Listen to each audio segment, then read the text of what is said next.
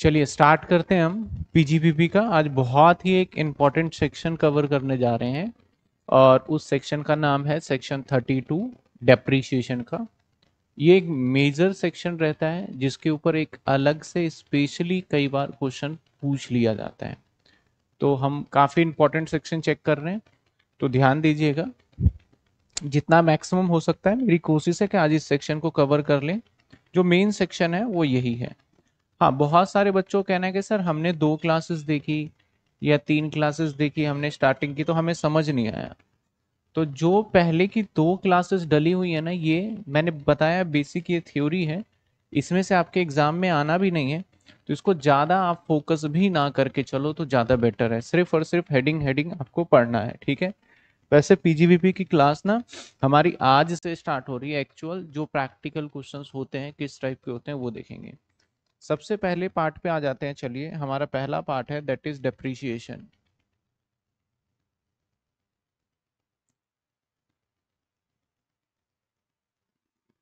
Section 32। तो section 32 हमारा depreciation का क्या कहता है आप समझिएगा। यहाँ पे हम सीखेंगे, क्या सीखने वाले, यहाँ पे हम सीखेंगे डेप्रीशिएशन को कैलकुलेट करना। यहाँ पे हम सीखने वाले हैं कैलकुलेट करना, कैलकुलेट टू डेप्रीशिएशन। सर जैसा आपका फाइनेंशियल अकाउंट में डिप्रिसिएशन कैलकुलेट किया करते थे, जैसे कि फाइनेंशियल अकाउंट के अंदर आपका जो फाइनेंशियल अकाउंट था उसके अंदर हम नॉर्मली कैसे डिप्रिसिएशन कैलकुलेट करते थे। अगर हमने एक मशीनरी M1 खरीदा है, मान लेते हैं 1 लाख का, और इसे मैंने अगर 3 महीने इस्तेमाल किया है और 12% का रेट है, तो हम क्या करते थे, 1 लाख पे डिप्रिसिएशन लगाते थे और 12/100 करते थे, और डिप्रिसिएशन 3 मंथ का यूज किया तो 3/12 कर दिया करते थे। तो जैसा आप फाइनेंशियल अकाउंट में डिप्रिसिएशन यूज करते थे उससे इसका कोई लेना देना नहीं है, वहां से इसका कोई कनेक्शन है ही नहीं, इस बात का ध्यान रखिएगा। यहाँ पे उसका कोई भी कनेक्शन, कुछ भी लेना देना नहीं है। तो डेप्रिसिएशन के बिल्कुल डिफरेंट कैलकुलेट होता है इनकम टैक्स एक्ट के अंदर। सबसे पहले इनकम टैक्स में तो मेजरली बोला जाता है कि आपका जो डेप्रिसिएशन लगेगा वो डब्ल्यूडीबी से लगेगा। दूसरा, यहाँ पे एक कॉन्सेप्ट आ जाता है कि सर हम डेप्रिसिएशन जो कैलकुलेट करेंगे ना, वो हम करेंगे according to block of assets. Block of assets, block of assets पे। और सर ब्लॉक ऑफ एसेट्स पे जो हम डेप्रिसिएशन कैलकुलेट करने वाले हैं वो कैसे होगा, ब्लॉक का मतलब क्या होता है हमारा। ब्लॉक ऑफ एसेट्स, ब्लॉक का मतलब जैसे कि आप जैसे जहां रहते भी होंगे, रेजिडेंट करते होंगे, तो वो भी एक एरिया पर्टिकुलर ब्लॉक होगा। ब्लॉक का मतलब एरिया। तो हमारे ना डेप्रिसिएशन के अंदर जो हम डेप्रिसिएशन कैलकुलेट करेंगे, इसके अंदर हमारे रेट जो होते हैं ना वो प्री डिसाइडेड होते हैं। रेट जो होता है वो डिसाइडेड होता है। जैसे कि फर्नीचर पे हमारा कितना होगा, बिल्डिंग पे हमारा 10% होगा, फर्नीचर पे 15% होगा, या किस किस परसेंटेज का होगा वो पहले से डिसाइडेड होता है। तो एसेट्स अगर देखा जाए तो बहुत सारे एसेट्स हैं हमारे। बहुत सारे इन द सेंस कितने एसेट्स हैं, प्लांट है, मशीनरी है, फर्नीचर है, बिल्डिंग है, बहुत सारे एसेट्स बन जाते हैं। तो हमने सबसे पहले क्या करा कि उस एसेट्स को हमने बोला कि इस एसेट्स को इस कैटेगरी में रखेंगे, तो कैटेगराइज किया गया। तो कैटेगराइज के अंदर क्या देखा गया, कैटेगराइज के अंदर क्या देखा गया, यहाँ पे कुछ ब्लॉक क्रिएट किए गए। सबसे पहला ब्लॉक रखा गया। अब सर ब्लॉक क्या होता है अभी हम समझेंगे। बोला पहला कैटेगरी हम रखते हैं जिस ब्लॉक में सिर्फ और सिर्फ हम बिल्डिंग को रखेंगे, बिल्डिंग के रखेंगे। फिर बोला गया कि एक और ब्लॉक क्रिएट करते हैं। बोला ब्लॉक नंबर 1 के बाद हम एक ब्लॉक 2 बना लेते हैं, और इस ब्लॉक के अंदर हम क्या रखेंगे,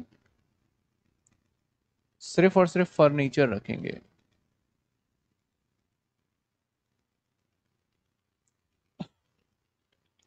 इसके बाद एक और ब्लॉक बना लिया गया that is plant and machinery.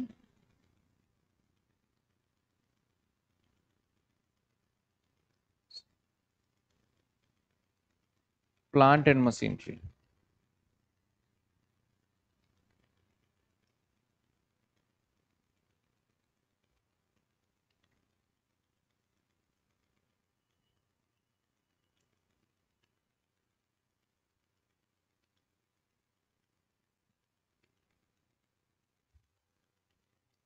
ये ब्लॉक नंबर 3,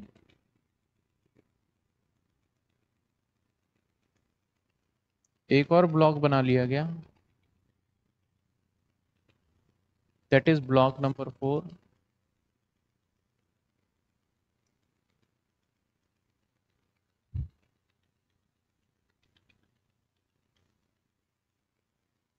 जो कि हमारा इंटेंजिबल एसेट्स।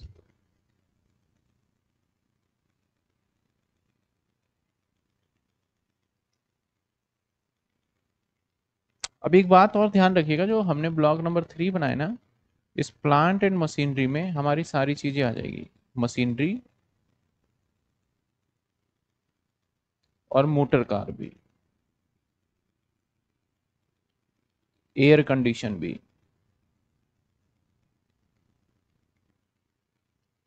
यानी जितने भी इक्विपमेंट भी होंगे वो ब्लॉक नंबर 3 में आएगा।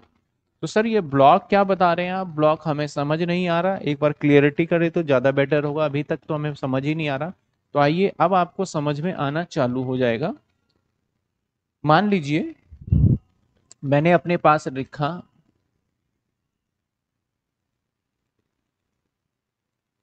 बिल्डिंग 2000,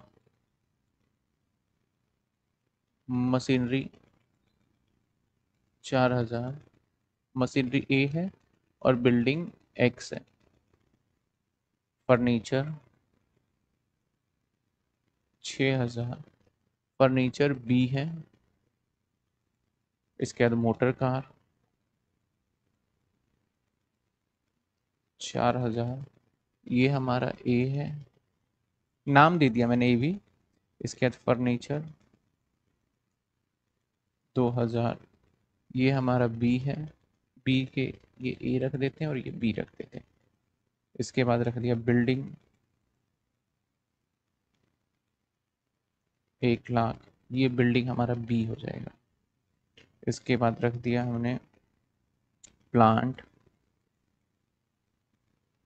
4000, ये हमने रख दिया बी।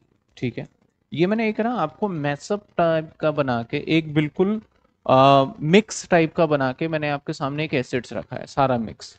अब आपको इस एसेट्स को छाट छाट के अलग करने हैं। और चलो और भी कुछ लिख लेते हैं, जैसे गुडविल 3,000, इन सभी को एकदम अलग अलग करके अलग रखना है।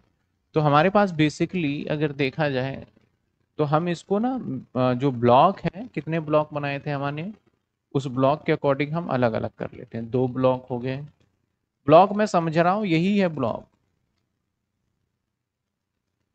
तो हम डेप्रिसिएशन लगाने से पहले उसको कैटेगराइज कर लेते हैं। जैसे हमारा पहले ब्लॉक में हम रखेंगे बिल्डिंग, बिल्डिंग वाली ब्लॉक है। दूसरी ब्लॉक रख लेंगे फर्नीचर वाली ब्लॉक। तीसरी ब्लॉक रख लेते हैं मशीनरी वाली। चौथी ब्लॉक रख लेते हैं इंटेंजिबल वाली। तो आइए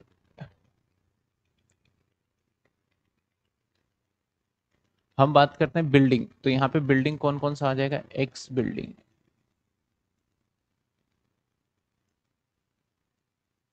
जो कि हमारा 2000 का। इसके बाद और कोई बिल्डिंग है क्या, बिल्डिंग बी है, बी बिल्डिंग जो कि है 1,00,000। मशीनरी इधर आ जाएगा, मशीनरी ए 4000, ये ए है। फर्नीचर ए इधर आ जाएगा, ए फर्नीचर, और ये 6000। मोटर कार ये प्लांट एंड मशीनरी का पार्ट माना जाता है, A motor car, motor car 4000। Furniture B आ गया, यहाँ आ जाएगा फर्नीचर बी 2000, बिल्डिंग बी लिख चुके हैं ऑलरेडी, प्लांट ये भी इसमें आ जाएगा बी 4, गुडविल, गुडविल इंटेंजिबल में, और ये आ गया 3000। तो आप देखेंगे हमने इसको एक बढ़िया से कैटेगराइज कर दिया है सभी चीज़ों को, और एक जैसे एसेट्स को एक जगह रख दिया है। इसी को कहते हैं ब्लॉक ऑफ एसेट्स। तो मैंने पता है क्या बना दिया, 6 2 8 4 12, मैंने ब्लॉक ऑफ एसेट्स बना दिया। ये जो बना दिया मैंने ब्लॉक ऑफ एसेट्स। अब डेप्रीसिएशन जो लगेगा, अब इस वैल्यू पे डेप्रीसिएशन लगाया जाएगा। सपोज करो हमारे 10% है तो इसके ऊपर 10%, यहाँ 15 है तो इस पे 15, यहाँ 5 है तो इस पे 5, उधर 20 है तो उस पे 20, डिपेंड्स ऑन क्या रेट का आ रहा है हमारा।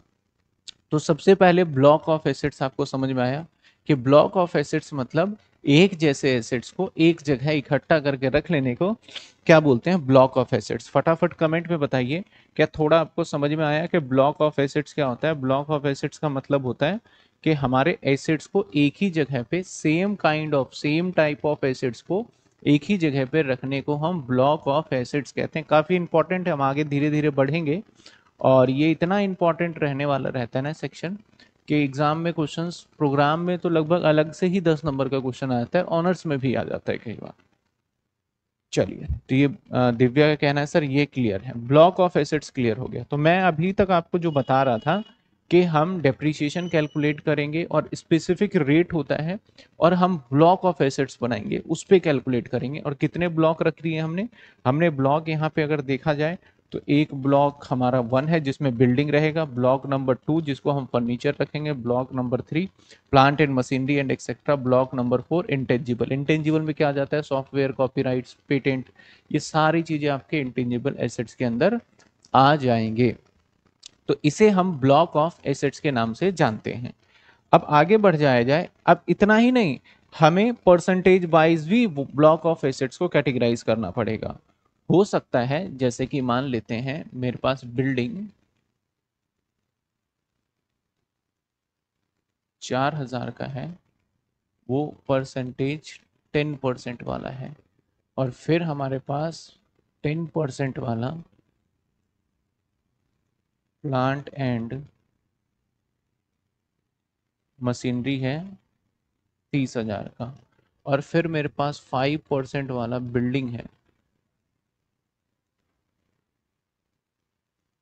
2,000 रुपये का। ठीक है ना, ब्लॉक क्रिएट करना होगा तो हमारा पहला जो ब्लॉक बनेगा हमारा, दैट इज बिल्डिंग का पहला ब्लॉक है हमारा, ठीक है ना।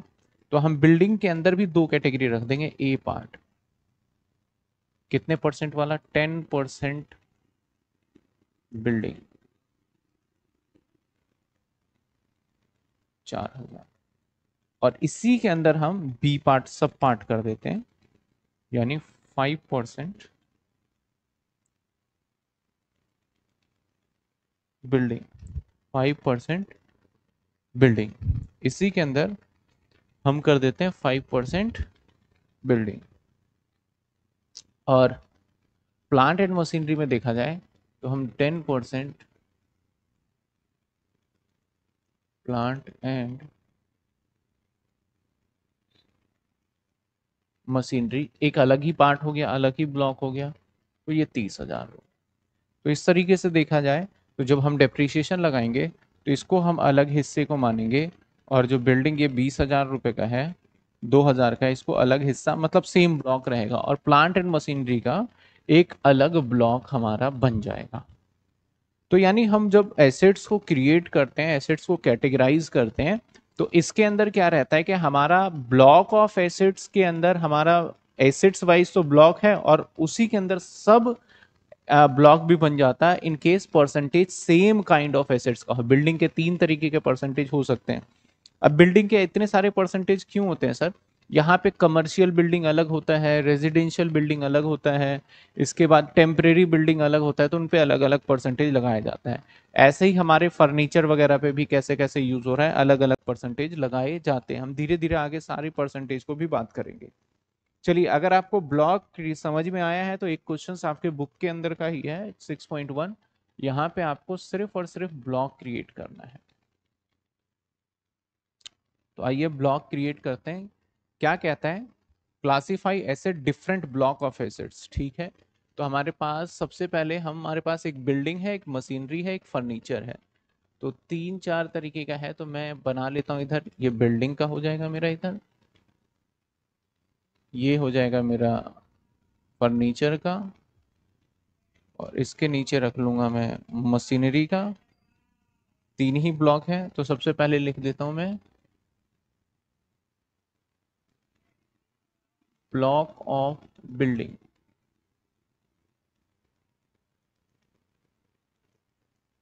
अगला लिख लेता हूं ब्लॉक ऑफ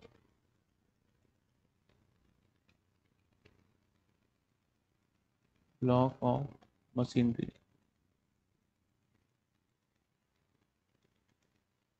अगला लिख लेता हूं ब्लॉक ऑफ फर्नीचर। ठीक है,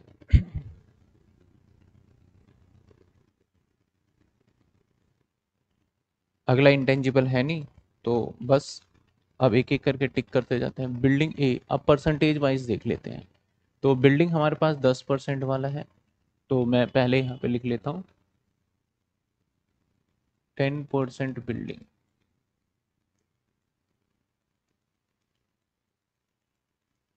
बिल्डिंग 10% कितने का है हमारा, 240 का।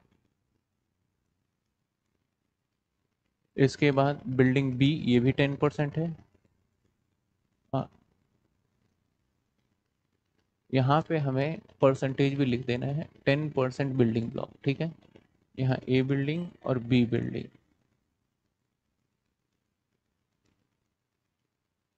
बी बिल्डिंग कितने का है, 360।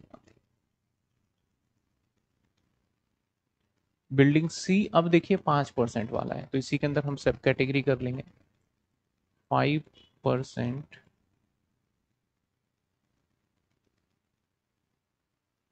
बिल्डिंग ब्लॉक, या बिल्कुल अलग भी कर सकते हैं। सपोज दैट कि हम इसी कैटेगरी में रखेंगे, हम चाहें तो इसको अलग सेपरेट कर देते हैं, और इसको एक सेपरेट किया जा सकता है, ऐसा नहीं है कि नहीं किया जा सकता, किया जा सकता है। ठीक है, 5% बिल्डिंग। तो यहाँ पे आ जाएगा बिल्डिंग, कौन सा बिल्डिंग हमारा, सी, सी बिल्डिंग।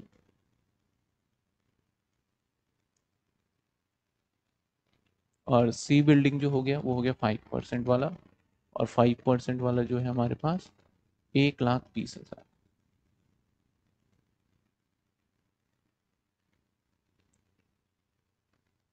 एंड डी बिल्डिंग जो है हमारा, वो है हमारा अगेन 10% वाला जो डी बिल्डिंग है, तो यही आ जाएगा हमारा डी बिल्डिंग। और 10% वाला है दैट इज 520। मशीनरी ए है। अब ए जो है मशीनरी का पार्ट हो गया, और कितने परसेंट, 15%। तो ए मशीनरी,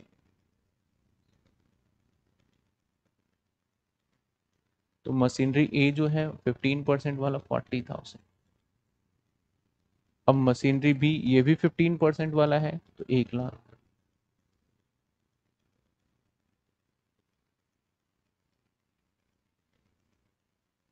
मशीनरी सी, ये देखिए 30% वाला है। तो नाउ हमें क्या करना होगा, एक डिफरेंट ब्लॉक इसी के अंदर रखना पड़ेगा, 30% मशीनरी ब्लॉक। ठीक है, यहाँ, और ये कौन सा, मशीनरी सी, सी मशीनरी। और सी मशीनरी है 1,60,000। डी मशीनरी 15%, तो डी यहीं आ जाएगा, 15% है तो 8,000।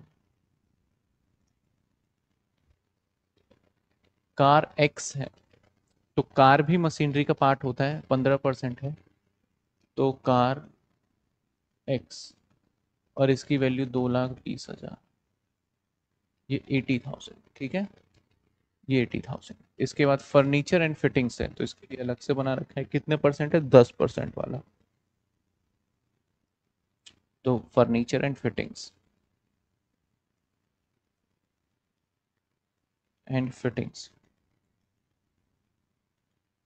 फर्नीचर एंड फिटिंग्स जो है हमारा वो है 240 का। फर्नीचर फिटिंग्स आपका मीटिंग हॉल में, तो कोई बात नहीं, फर्नीचर तो है ना। Furniture fitting use meeting hall 3 lakh रुपए। अब यहां कहता है motor taxi use business running on hire acquire 8 lakh रुपए का ऑन और after 23/8 but before 1/4/2020 is put to use before 1/4/2020। मैं दोबारा समझा दूं, कहना क्या चाहता है कि मोटर टैक्सी यूज किया है एक बिजनेस में ऑफ रनिंग डेम ऑन हायर, मतलब मेरा एक बिजनेस है मोटर कार का और मैं उसको किराए पे दे देता हूँ। एक्वायर ऑन आफ्टर 23/8/2019, तो 23/8/2019 को मैंने इसको एक्वायर किया था, बट बिफोर 1/4/2020, लेकिन 19 के बाद 1/4/2020 and it's put to use before 1/4/2000 use. अब पुट टू यूज क्या होता है? इस्तेमाल, हमने जैसे मशीनरी खरीदा, मोबाइल फोन जैसे आज खरीदा, अगर हम आज से इस्तेमाल कर रहे हैं तो पुट टू यूज आज से है। 6 अभी पैक्ड है, हमने इस्तेमाल करना स्टार्ट ही नहीं किया, 6 महीने बाद से कर रहे हैं तो 6 महीने बाद होगा पुट टू यूज। जैसे मैंने एक टेलीविजन लिया है और वो टेलीविजन मैंने खरीद तो लिया है लेकिन अभी दुकान से मैंने अपने घर पे लेके नहीं आया, रीजन कि अभी थोड़ा सा सेटअप वगैरह चल रहा था तो उसलिए मैं लेके नहीं आया। तो अभी परचेज अलग होता है और जिस दिन मैं यूज करूंगा उस दिन वो कहा जाएगा पुट टू यूज। तो इसका अभी हम थोड़ा सा फंडा समझेंगे कि पुट टू यूज क्या होता है, कैसे होता है। पहले सबसे पहले देख लेते हैं कि भैया कोई बात नहीं, हमारा मोटर टैक्सी भी एक हमारा मशीनरी का कैटेगरी है, तो एक बना लेंगे हम 45% वाला कैटेगरी।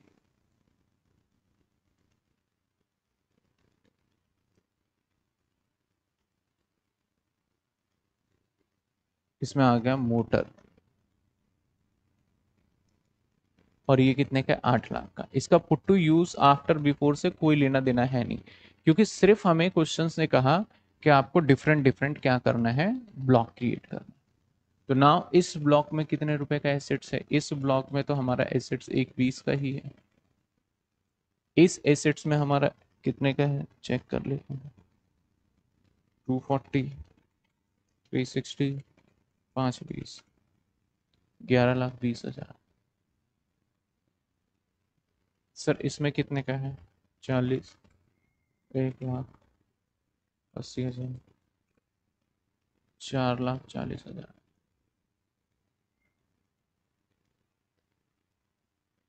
इसमें 1,60,000, 80,000,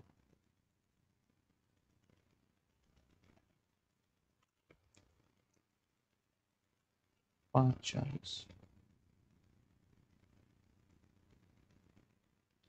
550।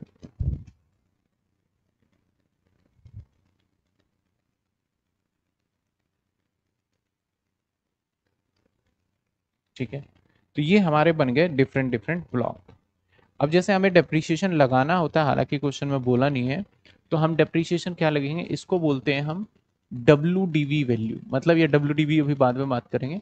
वैसे हम रिटर्न डाउन वैल्यू बोल देते हैं जिसके ऊपर डेप्रीशिएशन लगेगा।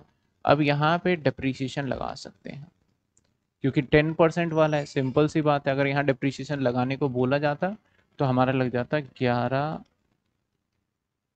ये डेप्रीशिएशन लग जाता और बैलेंस जो बचता उसको WDV वैल्यू बोल दिया जाता। हम आएंगे अभी इसके ऊपर। सेम ऐसे ये हमारा 15% वाला है तो इसके ऊपर लेस डेप्रीशिएशन लगाते हैं। सर अगर कोई मशीनरी 15 की जगह 10% वाला होता तो कहाँ रखते हैं, क्या हम उसे इधर ले आते हैं इस ब्लॉक में? क्या जवाब नहीं, मशीनरी का एक अलग ब्लॉक है, उसको अलग ही लेके चलना होता है हमें। ठीक है, तो इसके बाद 15% की बात करें तो यहाँ पे डेप्रीशिएशन लग जाएगा 440, ये लग जाएगा 66, देन इसको माइनस कर देंगे 374, और जो यहाँ डेप्रीशिएशन आएगा इसके बाद इसे बोलेंगे WDV वैल्यू। और जो डेट आता है, जैसे हमारा अब नेक्स्ट डे का डेट आ जाता है, ईयर एंड का तो डेप्रिसिएशन होता है, उसके बाद नेक्स्ट डे का आ जाता है, तो वो लिख लिया जाता है। ठीक है। इसके बाद मशीनरी की बात करें तो मशीनरी की वैल्यू है। इसके बाद मोटर कार की बात करें, मोटर कार वैसे ही डेप्रिसिएशन लगेगा, हालांकि यहाँ पे डेप्रिसिएशन लगाने के लिए बोला नहीं गया है। सर डेप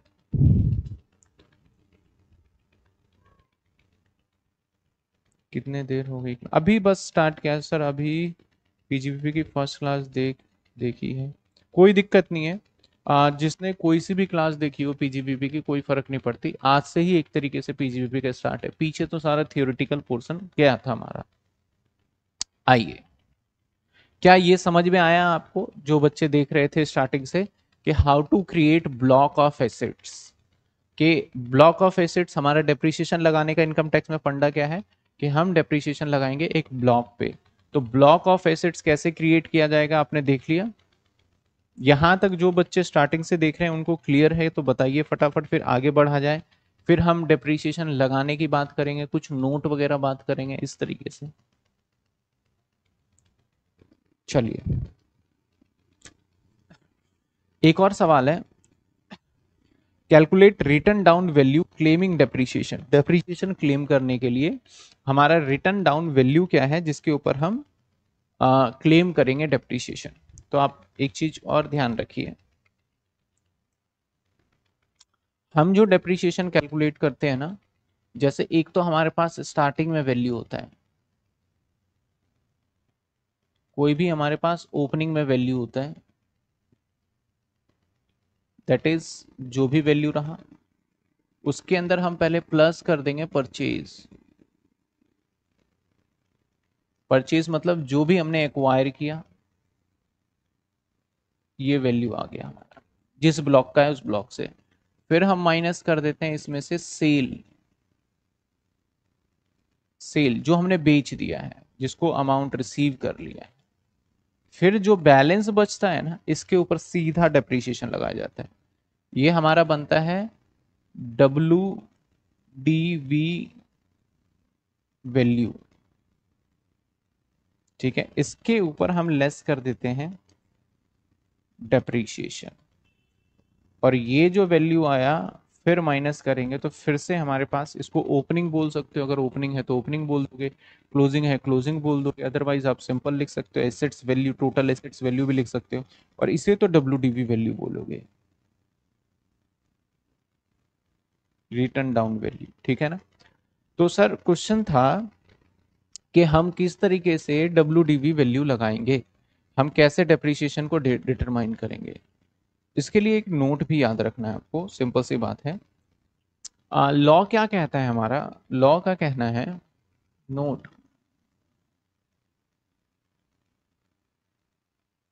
चलिए मैं नोट सोच रहा हूं एक, इसी पेज पे लिख लेंगे सारा नोट। नोट नंबर 1, अगर आप एसेट्स को ना less than 180 days, if asset use less than 180 days, then depreciation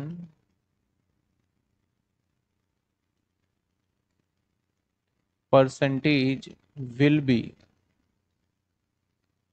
half। मतलब अगर हमारा 10% का रेट है, ध्यान दीजिएगा, मुझे जवाब दीजिएगा, एग्जाम्पल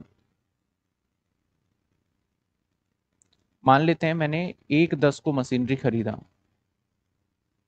2023 में 5 लाख रुपए का, और रेट 15% का है। ठीक है। अब आपको डेप्रिसिएशन नॉर्मल अकाउंट्स में क्या करते थे, 1/10 के बाद जितने दिन यूज किया है उतने का डेप लगाते थे, लेकिन यहाँ पे डेज देखते हैं। अगर इस मशीनरी को आपने 180 दिन से ज्यादा इस्तेमाल कर लिया है तो पूरे साल का डेप लगा दो, और 180 दिन से अगर कम का इस्तेमाल है तो आधे साल का लगाओ, सीधा आधे साल, यानी रेट को हाफ कर दो। तो अगर हम देखा जाए तो हमने अक्टूबर यूज किया, अक्टूबर में कितने दिन होते थे, 31, नवंबर 30, दिसंबर 31, जनवरी 31 फरवरी 28 और मार्च 31, क्या हमने 180 दिन यूज किया? 3 6 9 12 12 15 18, तो लगभग लगभग हो भी सकता है और नहीं भी हो सकता।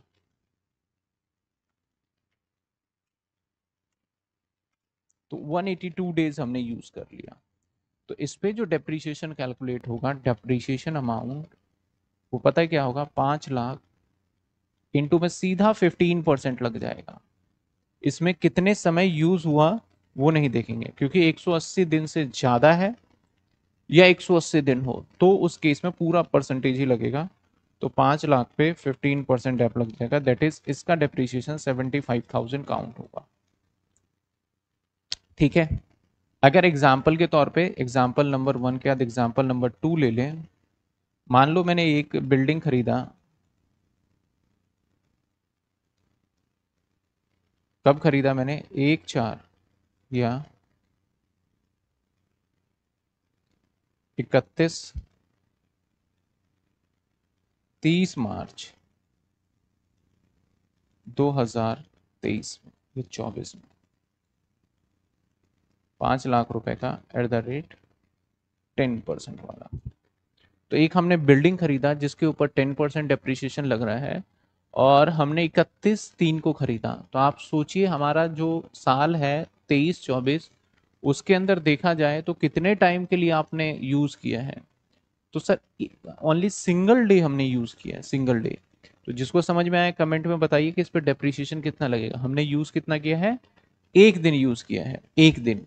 तो ऐसे सिचुएशन में अगर हम यहाँ आंसर देखें, आंसर देखिए कितने टाइम यूज किया है? Only only 1 days.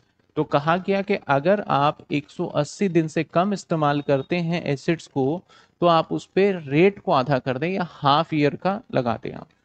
तो यहाँ पे जो डेप्रिसिएशन आएगा वो 5 लाख इंटू में 5% कर देंगे। 5/100, 10 बोला था तो, लेकिन अब क्योंकि 180 दिन से कम है तो 5%, दैट इज 25,000। हाँ भाई हाँ, यानी सर एक दिन भी फिर आधे साल का लगा दोगे? बिल्कुल, अगर सिंगल डे भी यूज होगा तो हाफ ईयर का ही डेप्रिसिएशन लगाया जाएगा, ना कि आपका एक दिन का लगाया जाएगा। क्लियर है? यहां तक क्लियर है? एक और एग्जांपल देखिए, इसका जवाब आप दीजिएगा। थर्ड एग्जांपल, मैंने फर्नीचर परचेज किया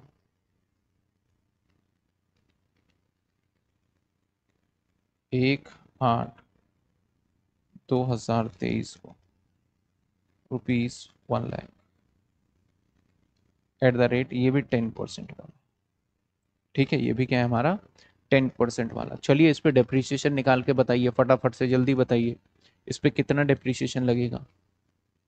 डेप्रिसिएशन अमाउंट निकाल के बताइए जल्दी जल्दी।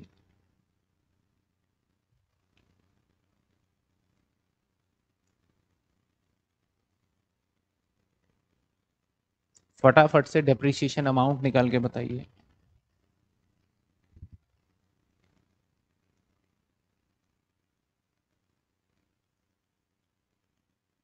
अगर आपको समझ में आया है तो आप डेफिनेटली कैलकुलेट कर लेंगे। आया किसी स्टूडेंट का आंसर? तो वेरी सिंपल, आर्य ने दिया 10,000। चेक करते हैं। तो सबसे पहले हमने इसे यूज जो किया वो 1 अगस्त के बाद यूज करेंगे। तो अगस्त मंथ की अगर हम बात करें तो अगस्त मंथ के अंदर हमने 31 दिन, सितंबर में 30, अक्टूबर में 31, नवंबर में 30, दिसंबर में 31, जनवरी में 31, फरवरी में 28 और मार्च में 31, ये टोटल डेज हो जाते हैं। और फरवरी वैसे 2024 जाएगा, तो 24 हमारा 4 से डिवाइड होता है तो 29 दिन हो जाएंगे इसमें, 29। ठीक है, लीप ईयर 31, 30, 31, 30, 31, 31, 29 और 30, तो ये ना 244 आ रहा है। तो दो 180 डेज से तो ज़्यादा ही इस्तेमाल हो रहा है, 180 डेज या उससे ज़्यादा ही इस्तेमाल हो रहा है। तो भैया हमें चिंता नहीं करना, फिर हमें फुल ईयर का ही कैलकुलेट करना होगा। तो यहाँ पे डेप्रीशिएशन इज इक्वल टू क्या आएगा? 1 लाख पे सीधा 10%, यानी 10,000। तो जिस स्टूडेंट ने दिया 10,000, उसका बिल्कुल सही था। जिसने 10,000 आंसर दिया क्या नाम था, आजरा और दिव्या, 10% दिया तो पूरे साल का लगने वाला है, ठीक है, पूरे साल का लगेगा। चलिए और भी कुछ एग्जाम्पल ले लें, आप बताइएगा। एग्जाम्पल नंबर 4, मान लेते हैं हमने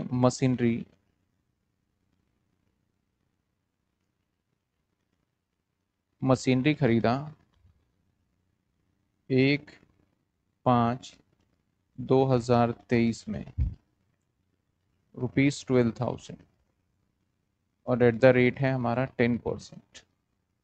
बताइए अब यहाँ क्या डेप्रिसिएशन होगा, यहाँ क्या डेप्रिसिएशन होगा। प्रैक्टिस करते करते बिल्कुल फट से याद हो जाएगा, आपको दिन वगैरह भी कैलकुलेट नहीं करना, मोटा मोटा तो आइडिया लग ही जाता है हमें। यहाँ पे क्या होगा डेप्रिसिएशन, हम 23-24 के लिए हर बार निकालेंगे, ठीक है ना।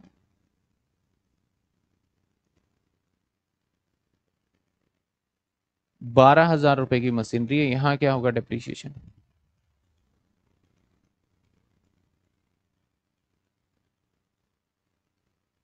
आप एक बार फाइनल अकाउंट के क्वेश्चन कर,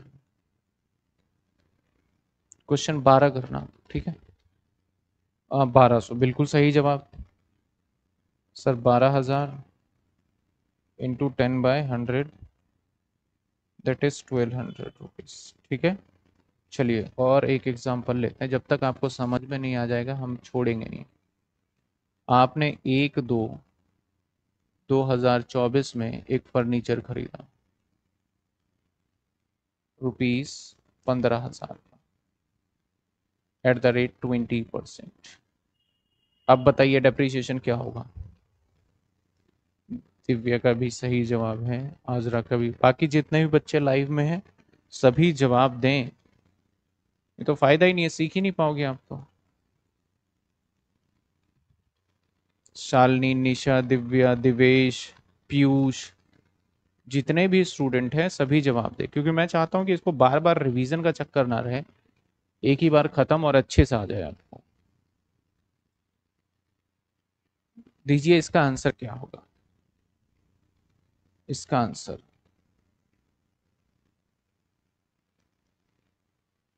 आंसर बताइए। तो शालिनी ने, शालिनी नाम है, क्या नाम है,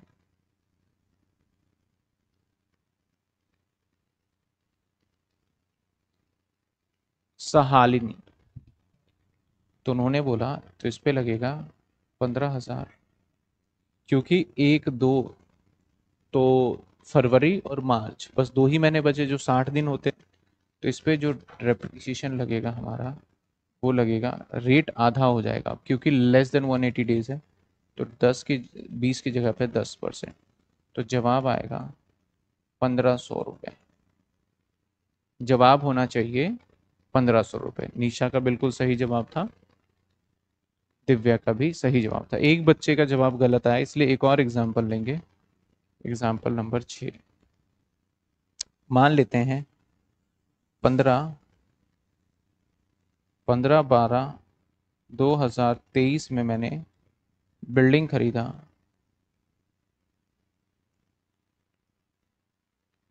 5 लाख का, और ये एट द रेट 10% वाला है, ठीक है। सभी क्वेश्चंस को ब्लॉक में कर दें।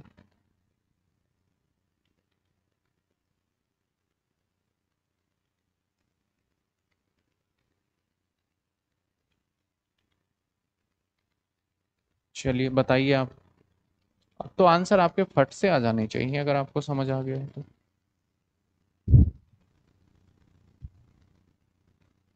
5 लाख पे 10% रेट है, और मैंने इसको परचेज किया है 15/12/2023 में, अभी नोट नंबर 1 चल रहा है हमारा।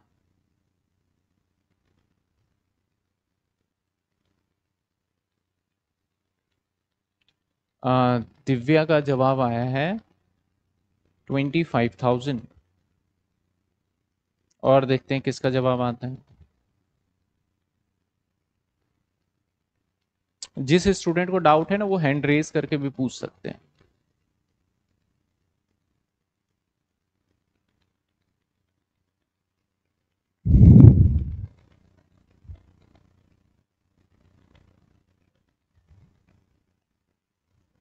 आजरा का भी जवाब 25,000। आंसर होगा 5 लाख इंटू,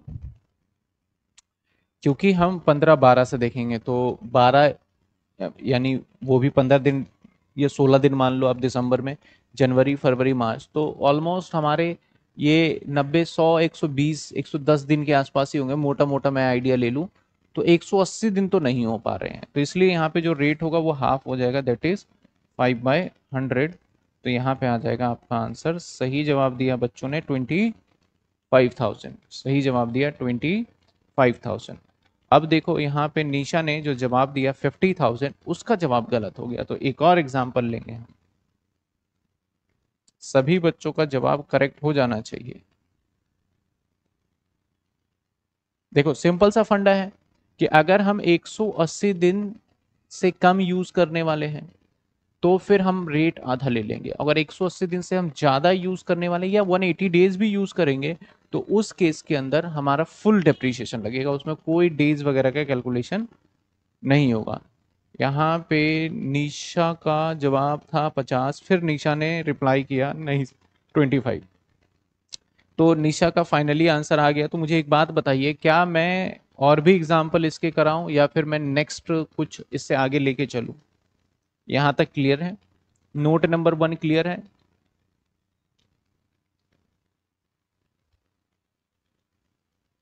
हाँ या ना में जवाब दे दीजिए। नोट नंबर 1 क्लियर या इससे आगे चलूं मैं? Yes sir clear. चलिए अब नोट नंबर 2 पे आ जाते हैं। हमारा नोट ना ऐसे ही चलता रहेगा। 2, इफ एनी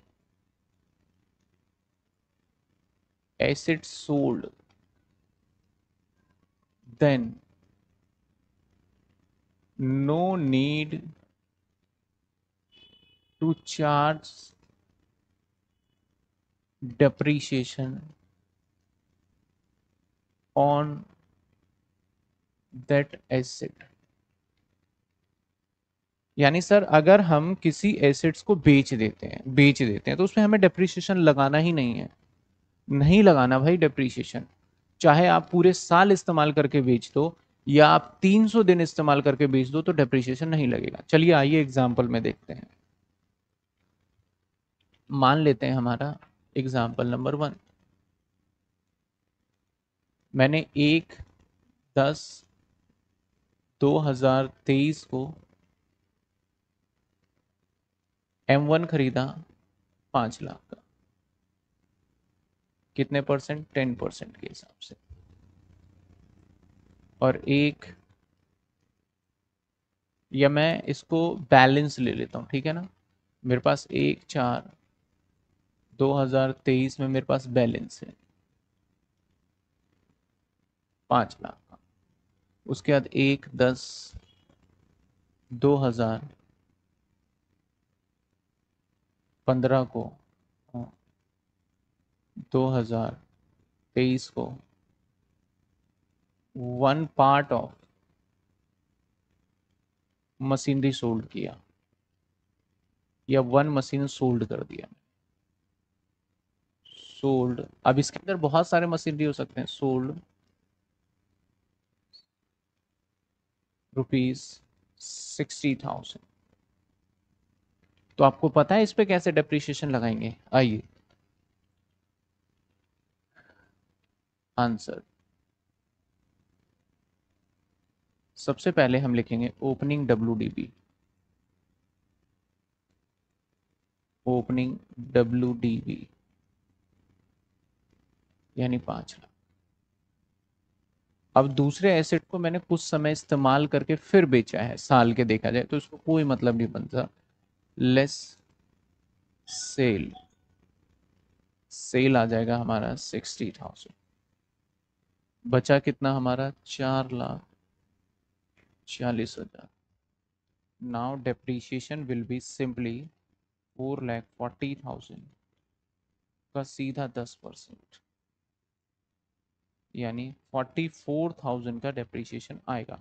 देखो ये अकाउंट से बिल्कुल अलग है, ये अकाउंट से ना एकदम अलग है, ठीक है, अकाउंट से एकदम अलग है सर।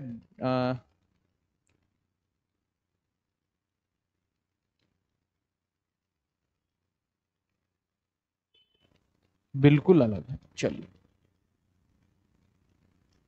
एक सवाल आपको दें, एक बच्चा पूछा डिडक्शन के बारे में, तो उसमें थियोरिटिकल आता है, प्रैक्टिकल तो क्वेश्चंस के बीच में आएंगे आपके, स्पेशली उस पर डिडक्शन का क्वेश्चंस आता नहीं है। आइए एग्जांपल नंबर 2, M1 परचेज किया 1,10, ये हमारे पास बैलेंस है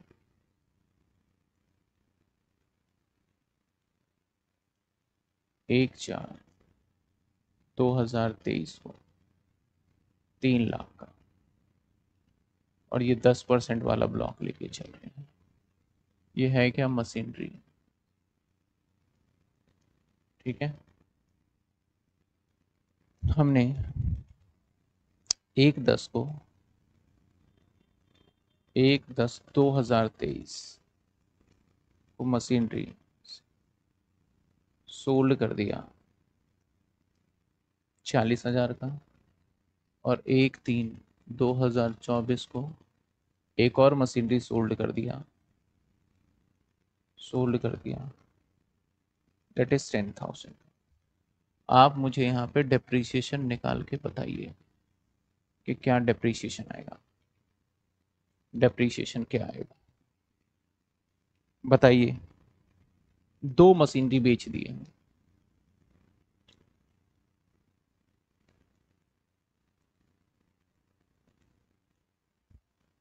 बताइए सर क्वेश्चन के बीच में कैसे करना है। शालिनी का जवाब है सर 25,000 आएगा।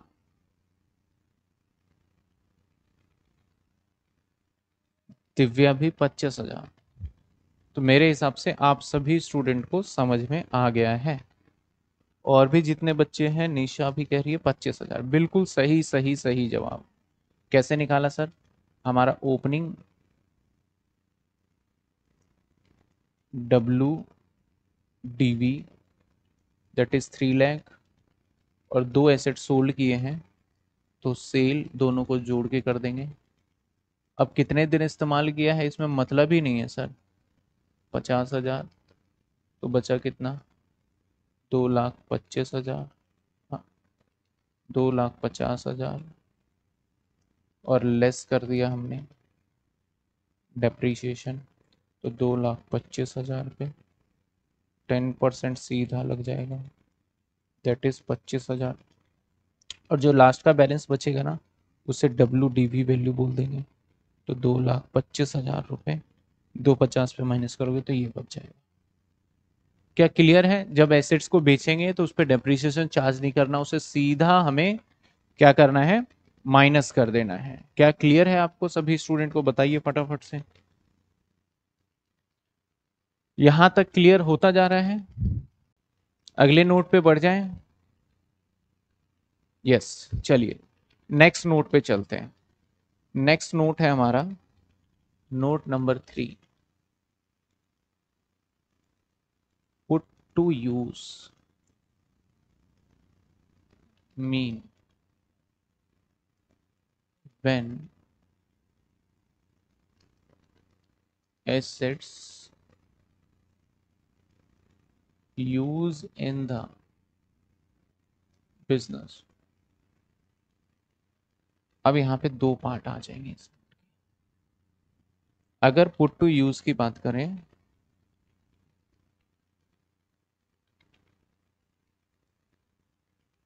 इन the business and depreciation will be charged according to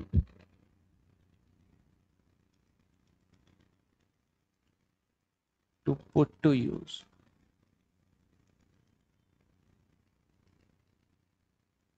not put to use, जो डेप्रीशिएशन चार्ज होगा वो accordingly put to use charge करेंगे, ना कि परचेज को देख के। अब ऐसा पॉसिबल हो सकता है यहाँ पे दो पार्ट के,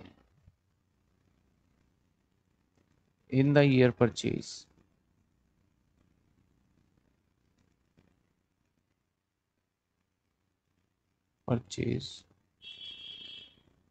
पुट टू यूज, जिस साल खरीदा उसी साल हमने इसको इस्तेमाल कर लिया। या दूसरा केस हो सकता है put to use in next year, मतलब उस साल नहीं, उससे अगले साल। मैं सिंपली जैसे जैसे मेरे को वर्ड मिल रहे हैं मैं लिखता जा रहा हूं। चलिए सर, इसके एग्जांपल,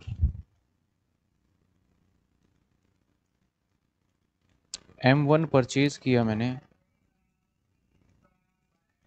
1/5/2023 में ₹5 lakh at the rate 10% and put to use 1/1/2024 में। आपको अब डेप्रीशिएशन इस पे कैलकुलेट करना है, अब इस पे डेप्रीशिएशन कैलकुलेट करना है। तो आपका आंसर क्या होगा यहाँ, आंसर क्या होगा, क्योंकि मैंने कहा पुट टू यूज 1/1/2024 में है, तो हमें जिस दिन पुट टू यूज है उसके अकॉर्डिंग डेप्रीशिएशन चार्ज करना है। तो 1/1/2024 तो जनवरी यूज हुआ, फरवरी यूज हुआ, मार्च, तो देखा जाए तो 90 डेज ही यूज हो पाया ये तो हमारा डेप्रीशिएशन अमाउंट होगा 5 लाख के ऊपर 5%, रेट आधा हो जाएगा, आंसर इज 25,000। क्या समझ में आया पुट टू यूज का फंडा? क्या समझ में आया पुट टू यूज कैसे कैलकुलेट करेंगे? कि जब हमारा यूज होगा एसेट्स तभी से डेज काउंट करना है, जिस दिन खरीदा है उससे नहीं। अगर हमारे वाले इस एग्जांपल में देखेंगे तो खरीदा तो गया था मई में, मई से तो 180 दिन हो जाते हैं मई से, लेकिन हम यूज तो 1 जनवरी से कर रहे हैं ना, तो 1 जनवरी के अकॉर्डिंग लेके चलेंगे। एक और एग्जाम्पल मैं देता हूं, आप इसका आंसर दीजिएगा। Example number two, furniture purchase on 1/10/2023 ₹1 lakh at the rate 10% and put to use 1/12/2023। फटाफट से डेप्रीशिएशन निकाल के बताइए, फटाफट डेप्रीशिएशन निकाल के बताइए, आंसर बताइएगा, आंसर बताइएगा क्या है, फटाफट डेप्रीशिएशन निकाल के बताइए।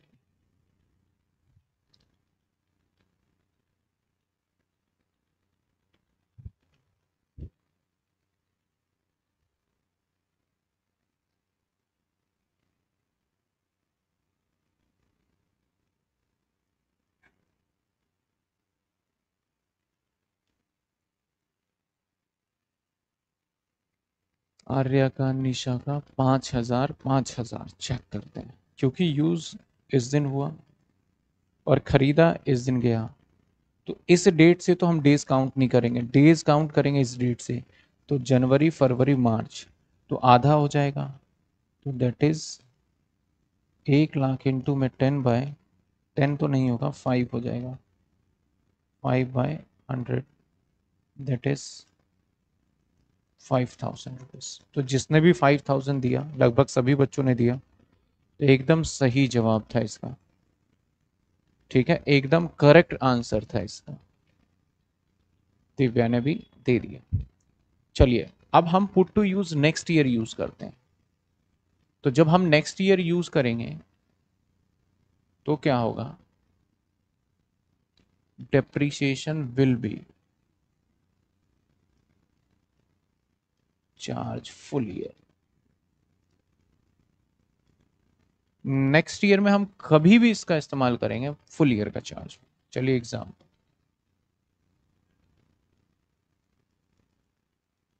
मैंने एसेट्स को 1/4 या 31 मैंने मशीनरी खरीदा,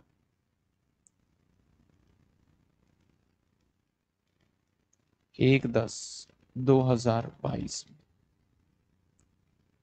₹1 at the rate 10% and put to use किया मैंने 1/1/2024 में। अब यहाँ पे जो डेप्रीशिएशन हमें हर बार मैं बोल रहा हूँ मेरा डेप्रीशिएशन 23-24 के लिए निकलेगा, तो लेकिन इस क्वेश्चन में अगर मैं आपसे पूछूं डेप्रीशिएशन आप 22-23 के लिए बताइए और डेप्रीशिएशन आप 23-24 के लिए बताइए, तो ऐसे सिचुएशन में होता क्या है, लॉ क्या कहता है, कहता है भैया 22-23 में तो आपने यूज ही नहीं किया, तो इस साल में नो डेप्रीशिएशन, कोई डेप्रीशिएशन नहीं हो। 23-24 में आपने इस्तेमाल किया है तो इस साल में डेप्रीशिएशन लगाएंगे। सर कितना डेप्रीशिएशन लगाओगे इस साल में, तो इस साल डेप्रीशिएशन लगेगा कितना लगेगा, 1 लाख। और सर आप यूज कब कर रहे हो, 1 जनवरी को, तो देखा जाए इस साल यूज जो हुआ है वो जनवरी फरवरी मार्च 3 महीने, लेकिन अगर पुट खरीदा पिछले साल गया था उसके बाद वो put to use next year होता है, तो नेक्स्ट ईयर इवन तो वो सिंगल डे भी अगर यूज हो जाए तो पूरे साल का डेप लगेगा, रूल ये कहता है। तो इसका मतलब सर यहाँ पे जो डेप्रिसिएशन लगेगा 10%, यानी 10,000। सर ऐसा क्यों भाई, ये बनाया हुआ है प्रोविजन, हम उसी को रीड कर सकते हैं।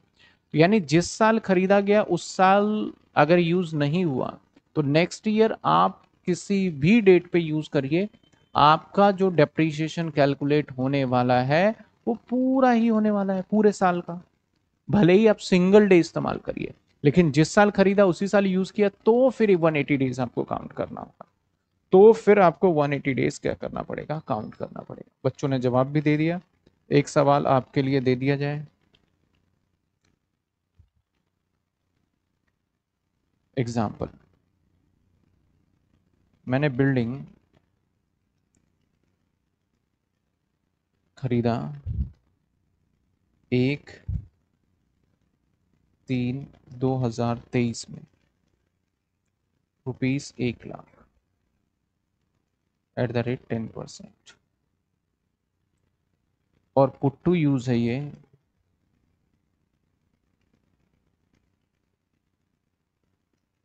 पुट टू यूज है ये 30/3/2024 अगले साल।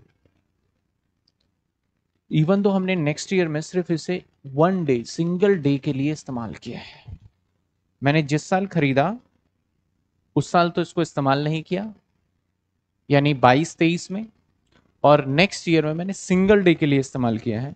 तो बताइए इसके ऊपर रेट बदल देते हैं क्योंकि आंसर सेम सेम आ जाते हैं ना, इसका रेट कर देते हैं 15%। तो बताइए आपका आंसर क्या होगा,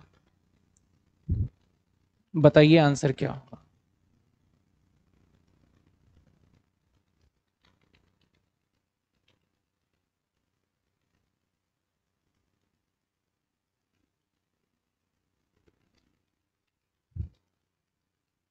आंसर होगा, निशा ने 10,000 जवाब दिया है, आरजा ने 15,000, 15,000 आंसर बिल्कुल सही जवाब है। क्योंकि भैया हम नेक्स्ट ईयर में जब हम 23-24 का निकालेंगे तो पूरे साल का लगेगा, इवन दो 1 डे यूज हुआ है फिर भी, और पूरे साल यूज होगा तो फिर मतलब ये रूल है जो कि आपको ध्यान रखना। चलिए, क्या सभी बच्चों को यहां तक क्वेश्चन समझ में आया, सभी को क्लियर है, अभी तक जितनी क्लासेस चल रही है मेरे हिसाब से बेसिक बेसिक कॉन्सेप्ट हम कर चुके हैं, एक दो पॉइंट्स और करेंगे जिसके अंदर हमारा कवर अप हो जाएगा, एक एडिशनल डेप्रिसिएशन का है और बस फिर प्रैक्टिकल क्वेश्चंस करने हैं आपके बुक के। हु पुराने वाले के अकॉर्डिंग ही था ना, यस बिल्कुल पुराने वाले के, नेक्स्ट ईयर ही यूज किया तो वन फर्स्ट एग्जाम्पल में, हाँ बिल्कुल बिल्कुल बिल्कुल पहले के जैसा था। चलिए अब एक एग्जाम्पल आपके बुक का एग्जाम्पल नंबर 2 है।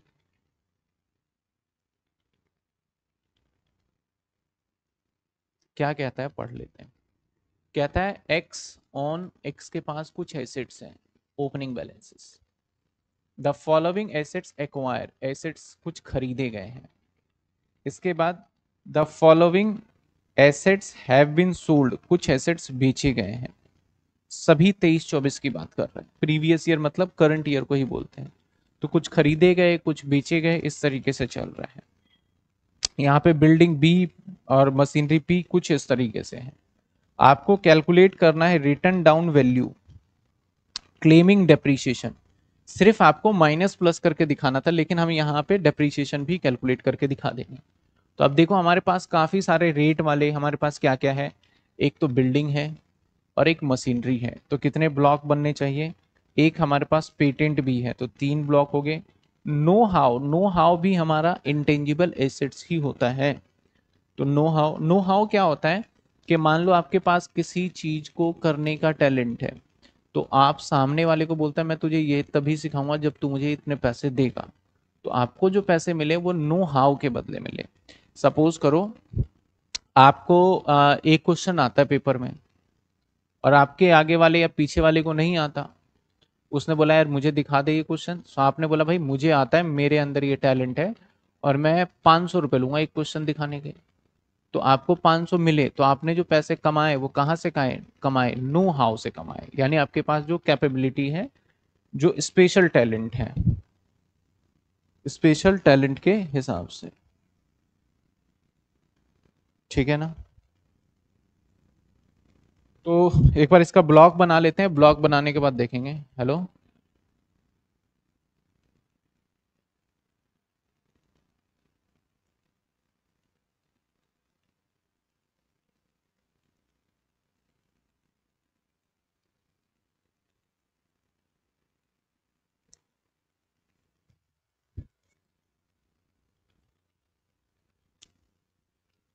क्लियर है, चलिए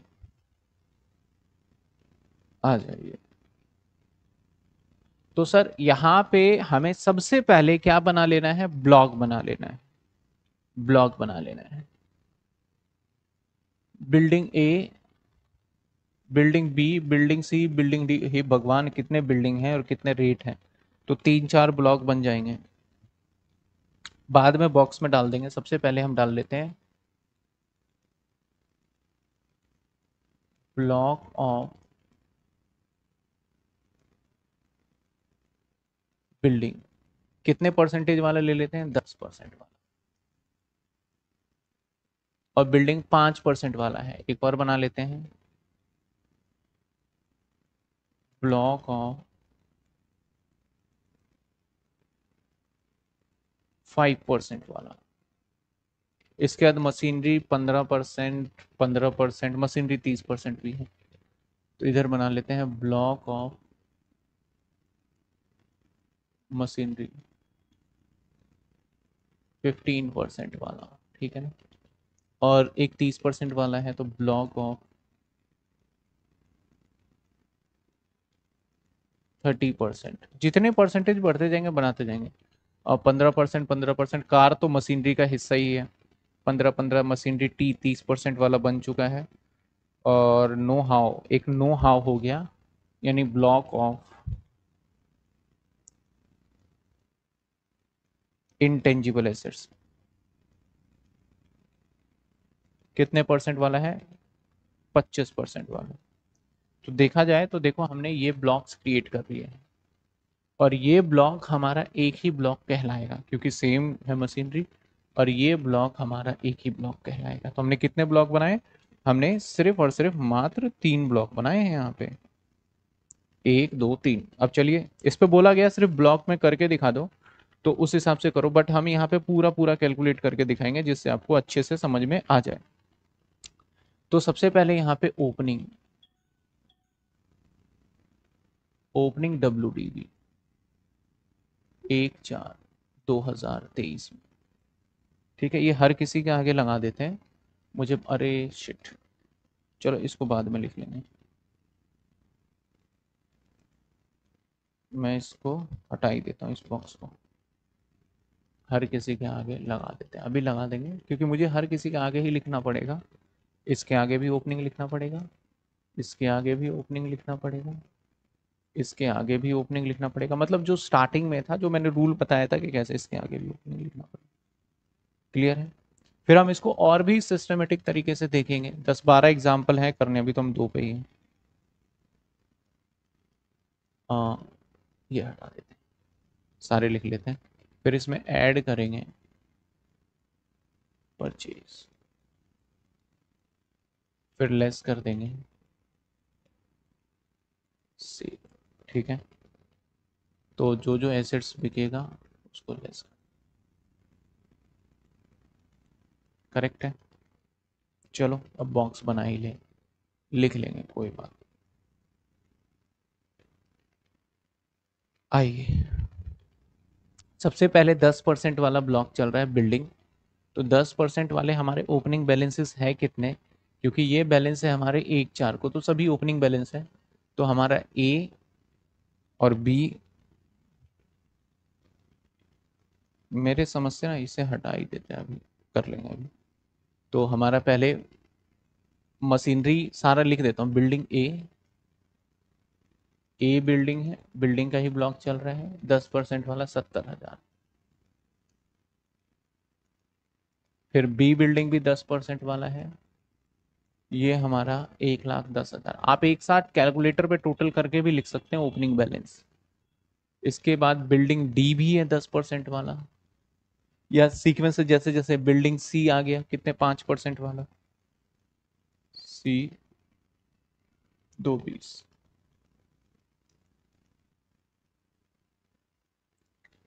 इसके बाद बिल्डिंग डी फिर से 10% वाला आ गया, यानी 60,000। बिल्डिंग मशीनरी पी आ गया 15% वाला, तो ये 15% वाला है, तो पी है हमारा कितने का सर, जो पी है वो है 30,000। इसके बाद क्यू जो है वो आ गया हमारा कितने परसेंट, 40% वाला, 15% वाला, ये 40,000, तो मशीनरी क्यू भी है 40,000। इसके बाद 30% वाला आर आ गया, तो आर मशीनरी आ गया 30,000। 30% वाला 70,000, 70,000। कार एक्स 15%, तो 15% भी यहीं पे आ जाएगा, एक्स कार है कितने, 1.5 लाख।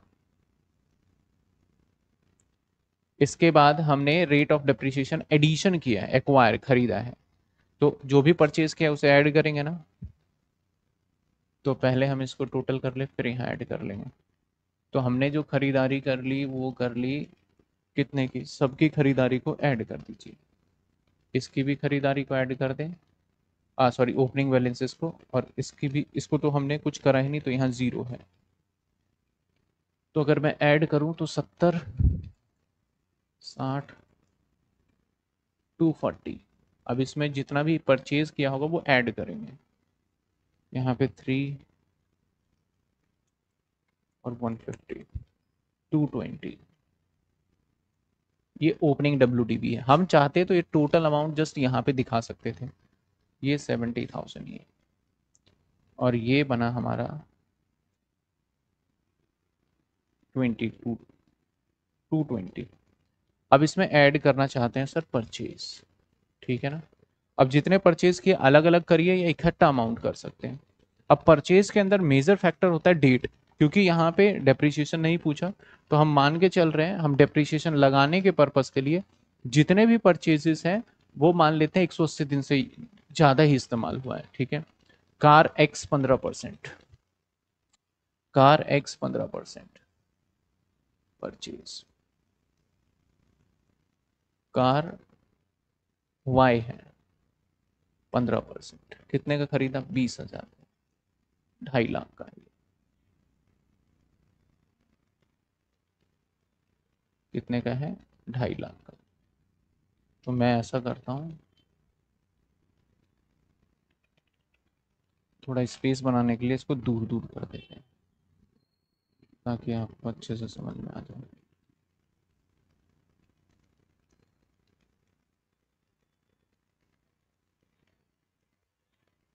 वाई 2.5 लाख का खरीदा, अदर लिख के फिर टोटल कर देंगे इधर, ठीक है ना। इसके बाद मशीनरी एस भी 15% वाला है, तो मशीनरी एस, एस कितने का, मैं पूरा नाम नहीं लिख रहा, स्पेस आप पूरा लिखेंगे मशीनरी एक्स, ठीक है। 20,000। और ये क्या चल रहा है सर हमारा, ये चल रहा है, क्या चल रहा है बताओ, ये चल रहा है परचेज।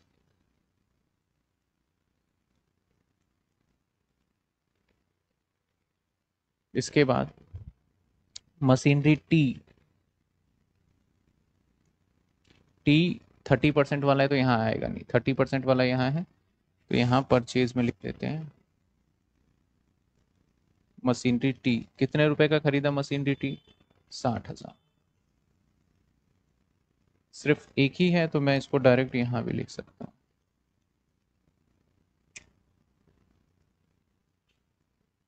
इसके बाद मशीनरी टी के बाद पेटेंट आ गया, तो यहाँ परचेज, परचेज है हमारा 80,000। पेटेंट, पेटेंट के बाद नो हाउ,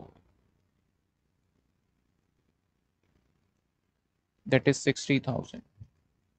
आगे क्या कहता है, मशीनरी वाई जो कि 30% में है, 5/9 put to use immediately, date दे दिया किस दिन खरीदा है, और ये सारा 23-24 में खरीदा है, तो कोई मतलब नहीं, ये 30% वाला है तो यही 30% में आएगा वाई। और पुट टू यूज इमिडिएटली 23 में ही कर लिया और 23-24 का ही पूछा है तो यहीं आ जाएगा। अगर पुट टू यूज बोलता 2024 में किया तो वो नेक्स्ट ईयर में चला जाता, इस साल हम ऐड ही नहीं करते उसको। तो कितने आ गए हमारे ये 5 लाख। तो टोटल देखा जाए सभी का कर लेते हैं। बिल्डिंग में कोई भी परचेज ही नहीं किया इन्होंने, तो बिल्डिंग में 0 आ गया, और ये बच गया हमारा 240। यहाँ पे भी 0 आ गया परचेज, तो ये बच गया 220। एक मैं सिस्टमेटिक लेके चल रहा हूँ, 270, और यहाँ पे आ जाएगा हमारा 220 प्लस 270, 490, और यहाँ पे आ जाएगा 70,000, 60,000 प्लस 5 लाख का 630, और यहाँ पे आ जाएगा 8 6 14 140। अब सेल क्या क्या करा, एक तो बिल्डिंग बी सेल कर दिया, तो बिल्डिंग बी जो था इस कैटेगरी में था, कितने का बेचा हमने, 120 का, 120 का, बचा कितना, 120। इसके बाद मशीनरी पी, मशीनरी पी किस में था, इस कैटेगरी था, तो लेस सेल, कितने का बेच दिया, 10,000 का। इस पे क्या नुकसान क्या प्रॉफिट कुछ नहीं देखना, यहाँ पे नुकसान फायदा ये सब नहीं चेक किया जाता, आप समझिएगा इसी बात को। अकाउंट्स की हमें थोड़ी सी आदत रहती है, सर इसको बेचा, इसका लॉस भी हुआ, कहाँ जाएगा नहीं जाएगा, यहाँ पे कुछ नहीं देखा जाता। यहाँ पे हमारे पास 4,80,000, और ये हमारा बैलेंस आ गया जिस पे डेप्रीशिएशन लगेगा, तो डेप्रीशिएबल वैल्यू आ गया ये, WDV डेप्रीशिएबल वैल्यू, जिसके ऊपर हमें डेप्रीशिएशन चार्ज करना है। यहाँ पे 630, ये भी WDV वैल्यू आ गया जिस पे डेप्रीशिएशन लगेगा, और ये भी WDV वैल्यू आ गया, मैं डेप्रीशिएशन लगा के भी दिखाऊंगा, ये WDV वैल्यू आ गया, और ये भी WDV वैल्यू आ गया, क्योंकि इसमें कुछ बिका ही नहीं। अब आप ध्यान रखिएगा, मैंने कहा कि जितने भी एसेट्स खरीदे गए हैं सभी मोर देन 180 डेज यूज हुए हैं, 180 दिन से ज्यादा, और ये भी 5/9 को हुआ है। तो अगर हम काउंट करें तो सितंबर में हमारा 25, अक्टूबर में 31, नवंबर में 30, नवंबर का दिसंबर में 31, जनवरी में 31, फरवरी में 29, फरवरी मार्च में 31, तो ये भी 182 डेज से ज्यादा ही बन रहा है, तो पूरे साल का डेप लगेगा। तो 6 महीने वाला तो कोई है ही नहीं। तो सर डेप्रिसिएशन भी आप लगाओगे, हाँ मैं लगा के दिखा रहा हूँ, क्वेश्चन में बोला नहीं है। तो लेस डेप्रिसिएशन, तो कितने परसेंट, 10% का मतलब 12,000 ऐसे लगता है डेप्रिसिएशन हमारा, जो बचेगा हमारा 1,08,000। तो ये बच गया हमारा क्लोजिंग WDV वैल्यू, मैं इसको एकदम नीट एंड क्लीन कर दूंगा थोड़ा स्पेस बना के ताकि आपको दिक्कत ना आए। ये लीजिए पहला ब्लॉक, तो आप ऐसे समझिएगा, ठीक है। ये पहले ब्लॉक का आंसर हो गया। इसका कलर भी चेंज कर देते हैं आपके लिए, ये ग्रीन कलर से ब्लॉक कर दिया। सर ये 5% वाला था तो 5% वाला डिप्रीशिएशन लगेगा इस पे। 5% का मतलब 11,000। 11,000 2,20,000 में से माइनस करेंगे तो 2,09,000। ये आ गया हमारा closing WDV value, closing WDV value. Sir यहाँ पे इसको भी बॉक्स टाइप में बना दीजिए। ओके, देखो ये यहाँ तक है, ठीक है। अभी डेप्रिसिएशन लगाया नहीं, चलो हम ऐसा करते हैं, इस वाले सेक्शन को उठा के यहाँ से साइड में ले जाते हैं, करेक्ट है, इस साइड, सो दैट आपको देखने में थोड़ा सा इजी हो जाए। और इस वाले साइज को इधर ले जाते हैं और इसको थोड़ा नीचे ले आते हैं। नोटिंग जरूर करिएगा आप, अगर नोटिंग नहीं करा तो समझो खेल खत्म। यहाँ पे लेस डेप्रिसिएशन कितने परसेंट वाला भैया? 15, तो 480 पे 15%, 480 पे 15%, 72,000, 72,000 माइनस 480, 48 का ये बन गया क्लोजिंग WDV। भाई कितना नीचे करूँ आपको मैं? क्लोजिंग WDV वैल्यू, समझे? अब यहाँ पे डेप्रीशिएशन 30% वाला है तो डेप्रीशिएशन लगेगा 30%। 6 30 पे 30%, दैट इज 189। तो माइनस कर देते हैं तो 4,41,000 ये आ गया क्लोजिंग WDV। इसको भी अलग ब्लॉक में कर देते हैं, इसका कलर चेंज करके वाइट कर देते हैं। सर इसका कलर क्या रखोगे? ये रेड ही अच्छा लग रहा है।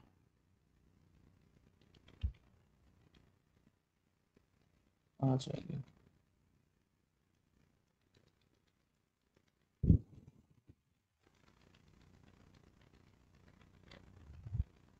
अब इसमें से हम लेस करेंगे डेप्रीशिएशन,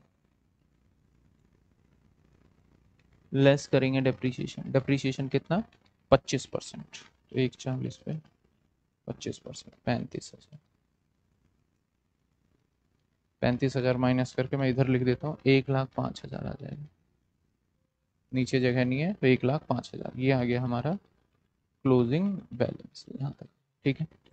तो हालांकि इस क्वेश्चन में आपसे डेप्रीशिएशन निकालने को बोला ही नहीं गया था, बोला गया था सिर्फ आप बताइए कि जिस पे चार्ज आप डेप्रिसिएशन करोगे वो कितना एसेट्स है। तो हर किसी को देखो मैंने ब्लॉक वाइज भी करा और इस तरीके से किया, तो हमें इस तरीके से करना होता है। इस टाइप के अगर क्वेश्चंस आते हैं तो आपके डेफिनेटली 10 नंबर के आसपास इस टाइप के क्वेश्चंस आ जाएंगे, जिसके अंदर आपको थोड़े से रूल पता होने चाहिए। क्या ये क्लियर है सभी स्टूडेंट को? बताइए फटाफट, क्या क्लियर है आप सभी स्टूडेंट को?